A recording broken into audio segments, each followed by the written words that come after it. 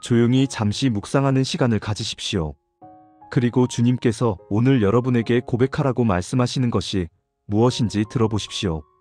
주님 앞에서 정직하게 서는 것이 두렵지만 그것이 회복의 첫걸음이라는 것을 기억하십시오. 주님께서는 여러분을 기다리고 계십니다. 여러분의 진실한 고백을 받으시고 용서하시고 새롭게 하실 준비가 되어 계십니다. 안녕하세요. 오늘 이야기를 시작하기 전에 제가 어렸을 때 본 한 장면을 먼저 떠올려 보려고 합니다. 우리 동네에 오래된 철물점이 하나 있었습니다. 그 가게를 운영하시던 할아버지는 언제나 낡은 저울을 사용하셨습니다. 요즘처럼 디지털 저울이 아니라 양쪽에 접시가 달린 아주 오래된 천칭 저울이었습니다. 어느 날 어떤 젊은 손님이 그 할아버지께 불만을 제기했습니다. 할아버지, 요즘 세상에 누가 이런 낡은 저울을 씁니까? 새 저울로 바꾸시지 그러세요. 이건 정확하지도 않을 텐데요. 그때 할아버지께서 조용히 말씀하셨습니다. 젊은 양반, 이 저울이 낡기는 했지만 한 번도 거짓말을 한 적이 없다네. 내가 50년 넘게 이 저울을 쓰는 이유는 이 저울이 언제나 똑같기 때문이야. 기분 좋으면 많이 달아주고 기분 나쁘면 적게 달아주는 그런 저울이 아니란 말이지. 언제나 똑같아. 그게 바로 공정함이라네. 그 말씀을 듣고 그 젊은 손님은 아무 말도 하지 못했습니다. 그리고 저는 그날 처음으로 공정함이 무엇인지 조금 이해하게 되었습니다. 오늘 우리가 함께 나눌 말씀은 에스라 9장입니다. 이 말씀은 하나님의 공정하심에 관한 이야기입니다. 그런데 이 공정하심은 우리를 두렵게 하는 것이 아니라 오히려 우리를 회복시키는 은혜의 시작이라는 것을 함께 발견하게 될 것입니다. 편안히 앉으셔서 마음을 열고 함께 들어주시기 바랍니다. 첫 번째 이야기, 에스라의 충격. 에스라는 누구일까요?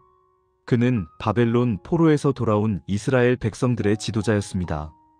제사장이자 학사였던 그는 하나님의 말씀을 사랑하고 백성들에게 율법을 가르치는 일에 헌신했습니다. 에스라가 예루살렘에 도착한 지 얼마 되지 않았을 때였습니다. 이스라엘의 지도자들이 에스라에게 와서 심각한 문제를 보고합니다. 백성과 제사장들과 레위 사람들이 이 땅 백성들과 분리되지 아니하고 그들의 가증한 일을 행하여. 에스라 90일. 무슨 문제였을까요? 이스라엘 백성들이 이방 민족들과 혼인했다는 것입니다. 그게 뭐 그리 큰 문제인가? 라고 생각하실 수도 있습니다. 하지만 이것은 단순한 결혼 문제가 아니었습니다. 하나님께서는 이스라엘 백성들에게 이방 민족과 혼인하지 말라고 명령하셨습니다. 그 이유는 그들의 피부색이나 출신 때문이 아니었습니다. 그들이 섬기는 우상과 그들의 악한 풍습이 이스라엘의 신앙을 무너뜨릴 것이기 때문이었습니다. 실제로 솔로몬 왕도 이방 여인들과 결혼한 후 우상 숭배에 빠졌고 그로 인해 나라가 둘로 갈라졌습니다. 이것은 역사가 증명하는 사실이었습니다.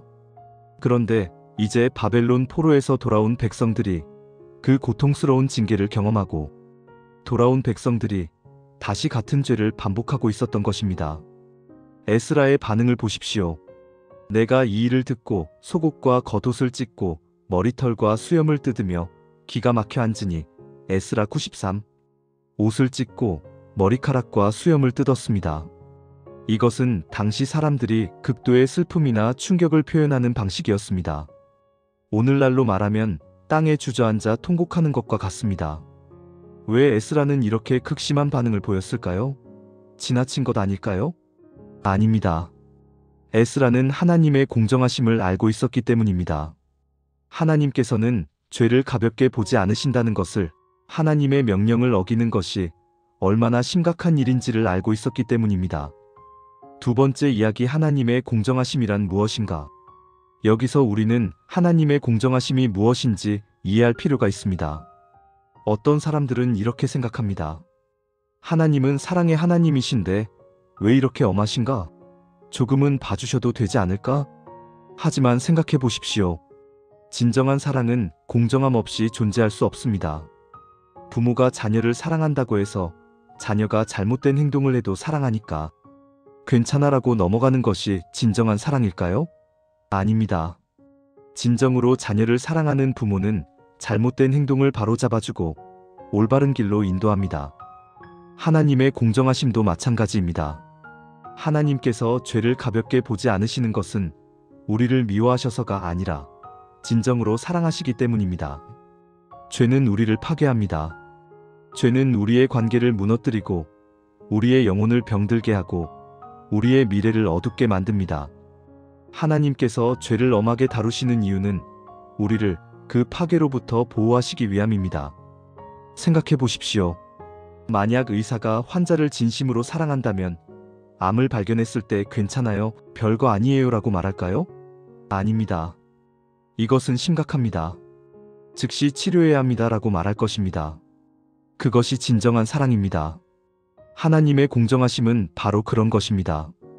우리의 죄를 정확하게 진단하시고 그것을 치료하기 원하시는 것입니다. 에스라 9장 2절을 보면 이런 말씀이 있습니다. 이스라엘의 거룩한 자손이 이방 민족과 섞였으며, 거룩한 자손이라는 표현에 주목해 보십시오. 이것은 이스라엘 백성들이 특별히 착해서가 아니라 하나님께서 그들을 선택하셔서 구별하셨다는 의미입니다. 하나님께서는 이스라엘 백성들에게 높은 기준을 요구하셨습니다. 왜냐하면 그들을 통해 온 세상에 하나님의 영광을 나타내기 원하셨기 때문입니다. 우리도 마찬가지입니다. 우리는 하나님의 자녀로 부르심을 받았습니다. 그래서 하나님께서는 우리에게도 거룩한 삶을 요구하십니다. 이것은 부담이 아니라 특권입니다. 세 번째 이야기, 공정하심이 깨우는 것. 에스라 9장 4절을 보면 이런 말씀이 있습니다. 이스라엘 하나님의 말씀으로 말미암아 사로잡혀간 자들의 죄를 슬퍼하는 자가 다 내게로 모여오더니 나는 기가 막혀 앉아 있다가 저녁 제사 드릴 때까지 이르렀더라. 에스라는 혼자가 아니었습니다. 하나님의 말씀을 두려워하는 사람들이 그와 함께 모였습니다. 그들도 함께 슬퍼했고 함께 떨었습니다. 이것은 무엇을 의미할까요? 하나님의 공정하심은 우리의 양심을 깨운다는 것입니다. 우리가 죄 가운데 있을 때는 그것이 얼마나 심각한지 모릅니다. 마치 더러운 물 속에 계속 있으면 그 더러움을 느끼지 못하는 것처럼 말입니다. 하지만 하나님의 말씀이 우리에게 비춰질 때, 우리의 말씀 앞에 설 때 우리는 우리의 죄를 깨닫게 됩니다. 하나님의 공정하심은 우리 영혼의 거울과 같습니다. 그리고 이 깨달음은 고통스럽습니다. 에스라가 옷을 찢고 머리카락을 뜯은 것처럼 우리 자신의 죄를 직면하는 것은 쉽지 않습니다. 하지만 이 고통은 필요한 고통입니다. 수술이 고통스러워도 필요한 것처럼 우리의 죄를 깨닫는 고통도 필요합니다. 왜냐하면 그것이 치유의 시작이기 때문입니다. 첫 번째 예화, 거울을 피하던 할머니. 제가 알고 있는 한 할머니의 이야기를 들려드리겠습니다. 이 할머니는 올해 75세이신데 몇 년 전까지만 해도 교회 생활을 열심히 하셨던 분입니다. 그런데 어느 순간부터 교회에 잘 나오지 않으셨습니다. 전화를 드려도 몸이 안 좋아서 바빠서라는 핑계만 대셨습니다. 집에 방문하려고 해도 괜찮으니 오지 마세요라고 하셨습니다. 나중에 알게 된 사실인데 그 할머니는 자녀들과 관계가 좋지 않았습니다. 특히 둘째 아들과는 완전히 연락이 끊긴 상태였습니다. 그 이유는 무엇이었을까요? 할머니께서 늘 큰아들만 편애하시고 둘째 아들을 차별하셨기 때문이었습니다. 어렸을 때부터 형은 똑똑한데 넌 왜 그 모양이냐, 형처럼 좀 해봐라는 말을 반복하셨답니다. 둘째 아들은 성인이 된 후 어머니에게 말했습니다. 어머니, 저는 형이 아닙니다. 저는 저예요. 저를 저로 봐주세요. 하지만 할머니는 내가 너를 키우느라 얼마나 고생했는데 이제 와서 불평이냐며 화를 내셨습니다. 결국 둘째 아들은 멀리 떠나갔고 연락을 끊었습니다.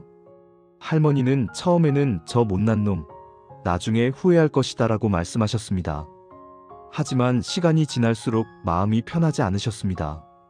특히 교회에서 설교를 들을 때마다 양심이 찔렸습니다. 부모된 자들은 자녀를 차별하지 말라, 사랑은 교만하지 아니하며 형제를 미워하는 자는 살인한 자니라. 이런 말씀들이 할머니의 귀를 찔렀습니다. 그래서 할머니는 교회를 피하기 시작했습니다. 마치 거울을 피하는 것처럼 하나님의 말씀을 피한 것입니다. 왜냐하면 하나님의 말씀이 자신의 죄를 비춰주었기 때문입니다. 그렇게 2년이 지났습니다. 그런데 어느 날 할머니께서 갑자기 교회로 전화를 하셨습니다.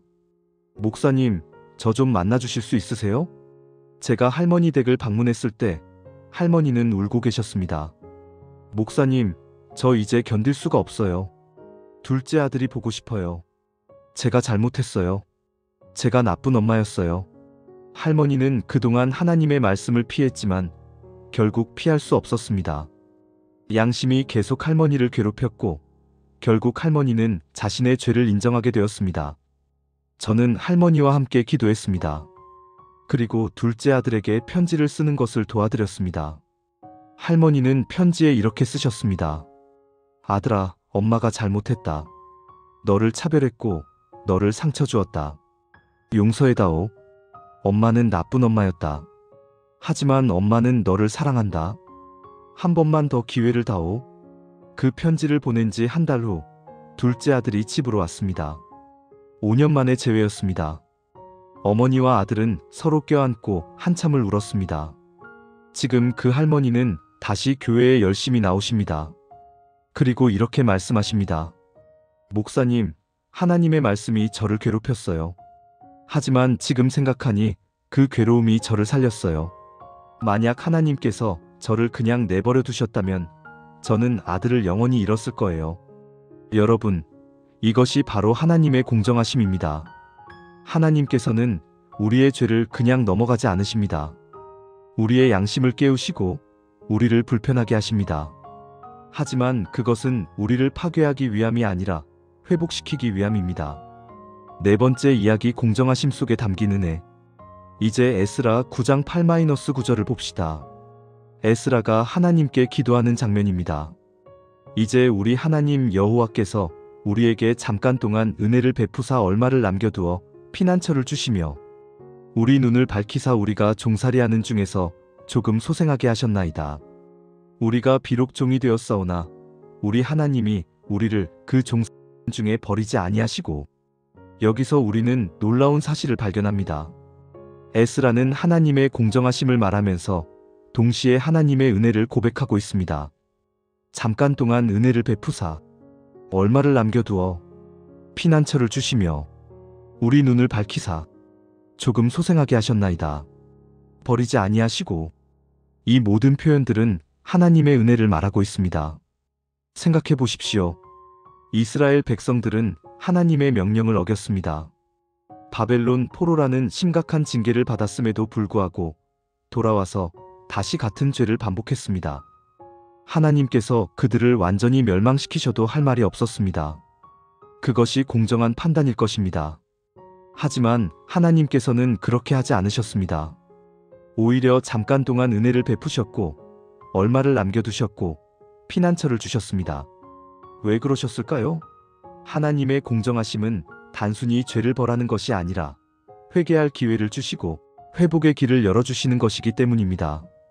이것이 하나님의 놀라운 은혜입니다. 공의로 우리를 다루실 수도 있지만 은혜로 우리를 회복시키시는 것입니다. 에스라는 9절에서 이렇게 고백합니다. 우리가 비록 종이 되었사오나 우리 하나님이 우리를 그 종살이하는 중에 버리지 아니하시고라는 말에 주목해 보십시오. 우리가 하나님을 버렸어도 하나님은 우리를 버리지 않으셨다는 것입니다. 우리가 하나님의 명령을 어겼어도 하나님은 여전히 우리를 사랑하십니다. 우리가 죄를 범했어도 하나님은 여전히 우리에게 회복의 길을 열어주십니다. 이것이 바로 공정하신 하나님의 은혜입니다. 다섯 번째 이야기, 진실한 회개. 이제 에스라 9장 10-15절을 봅시다. 여기서 에스라는 하나님 앞에 무릎을 꿇고 기도합니다. 우리 하나님이여, 이러한 일이 있은 후에도 우리가 주께서 명령하신 것을 또 버렸사오니 무슨 말씀을 하오리이까. 10절. 우리가 주의 명령을 버리고. 10절. 이제 우리가 주께 무슨 말을 하오리이까. 우리가 주의 명령을 버렸나이다. 10절. 에스라의 기도에는 변명이 없습니다. 핑계가 없습니다.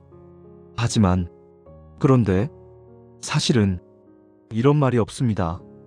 오직 우리가 잘못했습니다라는 고백만 있습니다. 이것이 진정한 회개입니다. 우리는 종종 우리의 죄를 변명하려고 합니다. 나도 어쩔 수 없었어요. 상황이 그랬어요. 다른 사람도 다 그렇게 하는데요. 제가 그렇게 나쁜 의도는 아니었어요. 하지만 진정한 회개는 이런 변명을 내려놓는 것입니다. 있는 그대로 우리의 죄를 인정하는 것입니다. 에스라는 15절에서 이렇게 기도합니다. 이스라엘의 하나님 여호와여, 주는 의로우시니 우리가 이날까지 남아있사오나 우리가 주 앞에 죄를 지었으므로 이러한 일로 말미암아 주 앞에 설 수 없나이다. 주는 의로우시니 하나님은 공정하십니다. 우리가 주 앞에 죄를 지었으므로 우리가 잘못했습니다. 주 앞에 설 수 없나이다. 우리는 자격이 없습니다. 이것이 진실한 고백입니다. 그런데 놀라운 것은 바로 이 진실한 고백이 회복의 시작이 된다는 것입니다. 에스라 10장을 보면 이 기도 후에 백성들이 모두 함께 울며 회개했고 잘못을 바로잡기 시작했다고 기록되어 있습니다. 하나님 앞에서 정직하게 서는 것, 우리의 죄를 있는 그대로 고백하는 것, 이것이 새로운 시작을 만듭니다. 두 번째 예화 80세에 고백한 거짓말. 이번에는 또 다른 이야기를 들려드리겠습니다. 제가 몇 년 전에 만났던 한 할아버지의 이야기입니다. 그분은 올해 80세이신데 평생 교회를 다니셨고 장로님으로 오랫동안 봉사하신 분입니다. 겉으로 보기에는 모범적인 신앙인이셨습니다. 그런데 어느 날 그 할아버지께서 목사님을 찾아오셔서 이런 말씀을 하셨습니다. 목사님, 저 이제 죽기 전에 고백하고 싶은 게 있습니다. 무슨 일인가 해서 들어보니 이런 이야기였습니다. 그 할아버지는 젊었을 때 사업을 하셨는데 사업이 잘 안 되어서 어려웠을 때가 있었답니다. 그때 동업자였던 친구가 사업 자금을 맡아서 관리하고 있었는데 어느 날 그 친구가 갑자기 교통사고로 세상을 떠났습니다. 그때 할아버지는 그 친구가 관리하던 돈 중 일부를 몰래 가져갔답니다. 그리고 그 사실을 아무에게도 말하지 않았습니다. 친구의 가족들은 그 돈이 어디로 갔는지 몰랐고 할아버지만 알고 있었습니다. 그 돈으로 할아버지는 사업을 일으켰고 성공했습니다. 그리고 그 후 교회에 열심히 나오고 헌금도 많이 하고 봉사도 열심히 했습니다. 하지만 그 비밀은 60년 동안 할아버지의 마음속에 묻혀 있었습니다. 할아버지는 말씀하셨습니다. 목사님, 60년 동안 저는 이 비밀 때문에 괴로웠습니다. 교회에 나올 때마다, 기도할 때마다, 성경을 읽을 때마다 양심이 찔렸습니다. 특히 도둑질하지 말라는 말씀을 들을 때마다 견딜 수가 없었습니다. 하지만 저는 그것을 고백할 용기가 없었습니다. 만약 이 사실이 알려지면 제 명예가 무너질 것이고 가족들이 충격을 받을 것이고 교회에서도 쫓겨날 것 같았습니다. 그래서 저는 더 열심히 교회를 다니고 더 많이 헌금하고 더 많이 봉사했습니다. 그것으로 제 죄를 덮을 수 있을 거라고 생각했습니다. 하지만 안 되더라고요.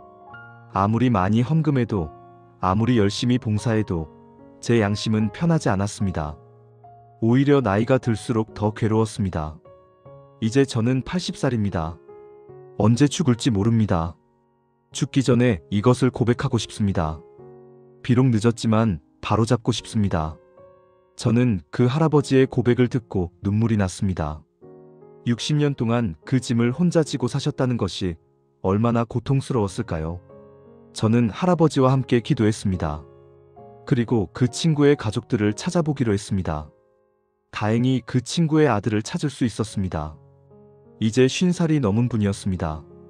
할아버지는 그분을 만나서 60년 전의 일을 고백했습니다. 그리고 그 돈에 해당하는 금액을 이자까지 계산해서 돌려드렸습니다. 그 아들분은 처음에는 충격을 받았지만 할아버지의 진심 어린 사과를 받아들였습니다. 그리고 이렇게 말했습니다. 할아버지, 60년이 지났지만 고백해 주셔서 감사합니다. 이제 편히 쉬세요. 그 일이 있은 후 할아버지는 완전히 달라지셨습니다. 얼굴에 평안함이 있었고 기도할 때 진심으로 기뻐하셨습니다. 저에게 이렇게 말씀하셨습니다.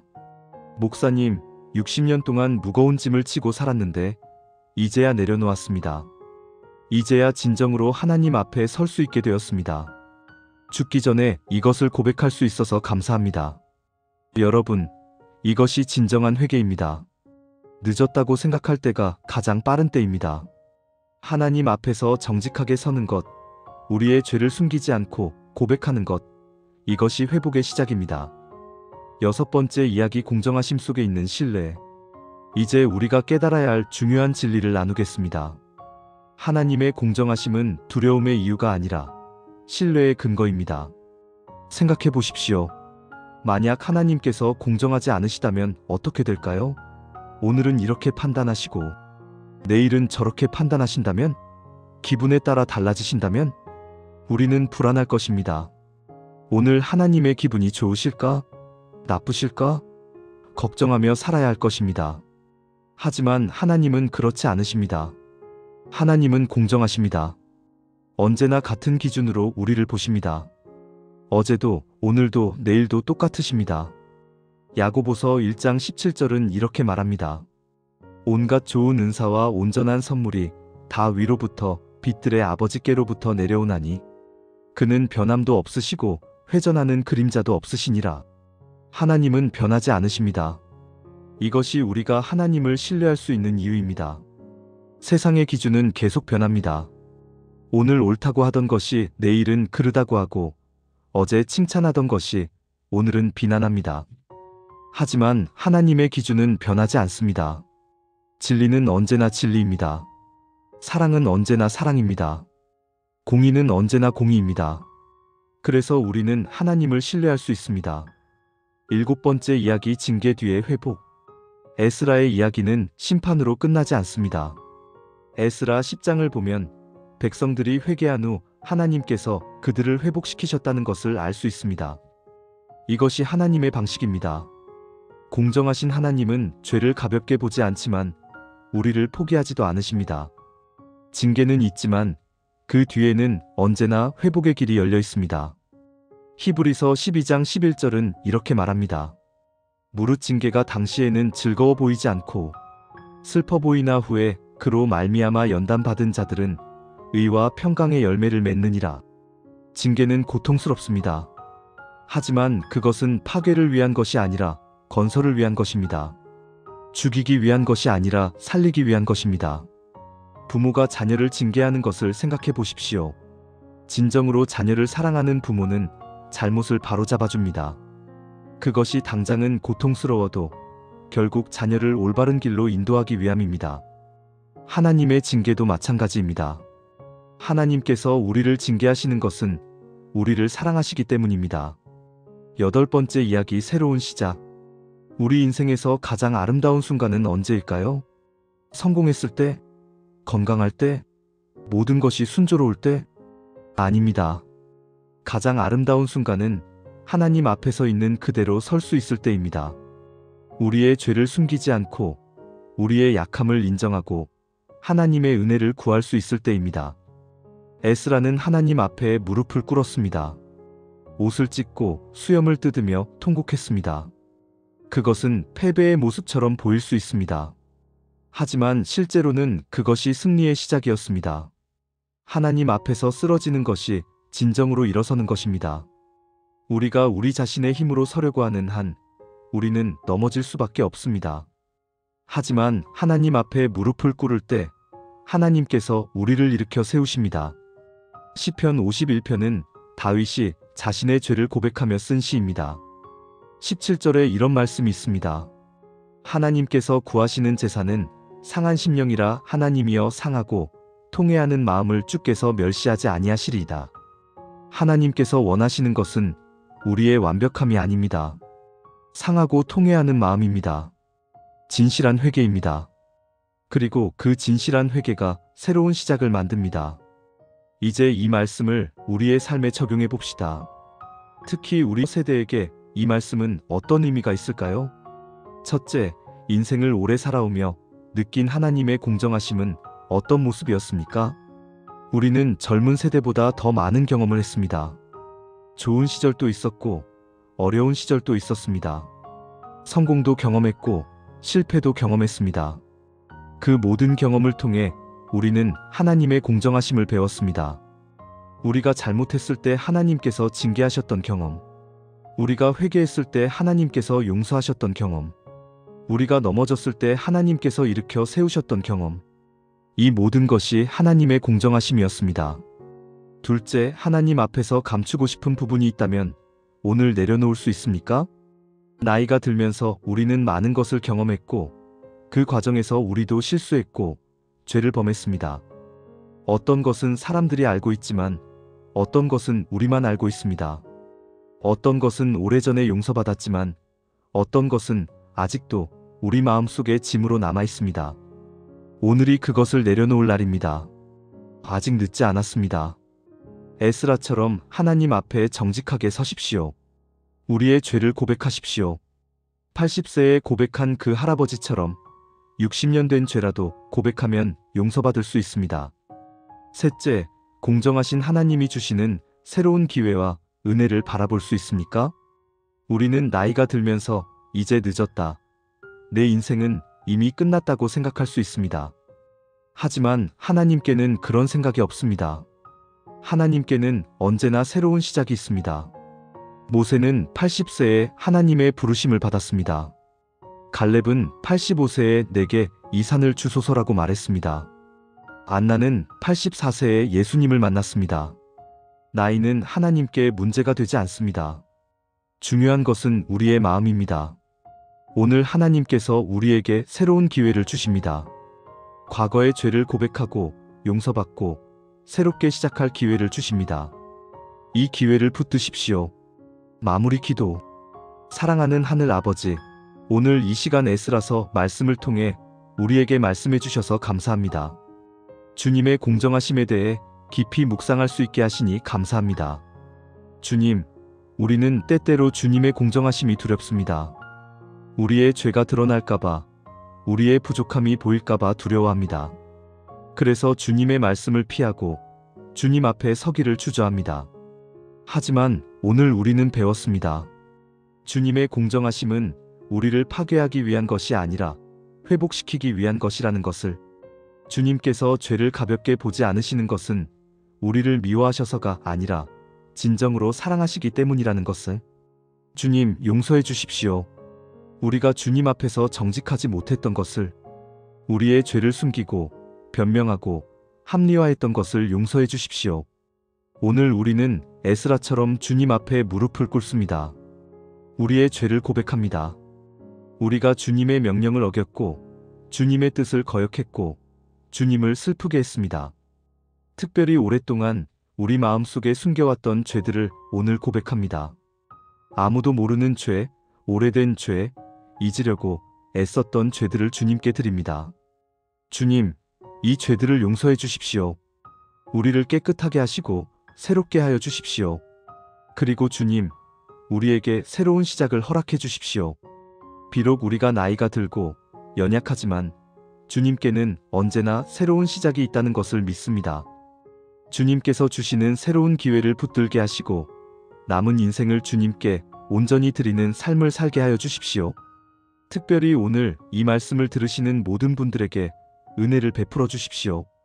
오랫동안 죄책감에 시달려온 분들에게 용서의 확신을 주시고 평안을 주십시오. 과거의 실수로 고통받고 있는 분들에게 회복의 은혜를 주시고 새로운 시작을 허락해 주십시오. 하나님 앞에 서기를 두려워하는 분들에게 담대함을 주시고 주님의 사랑을 경험하게 하여 주십시오. 주님, 우리가 주님의 공정하심을 두려워하는 것이 아니라 신뢰하게 하여 주십시오. 주님께서 변하지 않으시고 언제나 같은 기준으로 우리를 사랑하신다는 것을 믿게 하여 주십시오. 그리하여 우리의 남은 인생이 주님께 영광 돌리는 삶이 되게 하시고 다음 세대에게 진정한 회개와 용서의 모범을 보이는 삶이 되게 하여 주십시오. 징계 뒤에는 언제나 회복이 있다는 것을, 공의 뒤에는 언제나 은혜가 있다는 것을, 심판 뒤에는 언제나 구원이 있다는 것을 우리의 삶을 통해 증거하게 하여 주십시오. 오늘 이 시간 우리 모두가 에스라처럼 주님 앞에 정직하게 서는 용기를 가지게 하시고 그 정직함이 우리를 자유케 하고 회복시키고 새롭게 하는 것을 경험하게 하여 주십시오.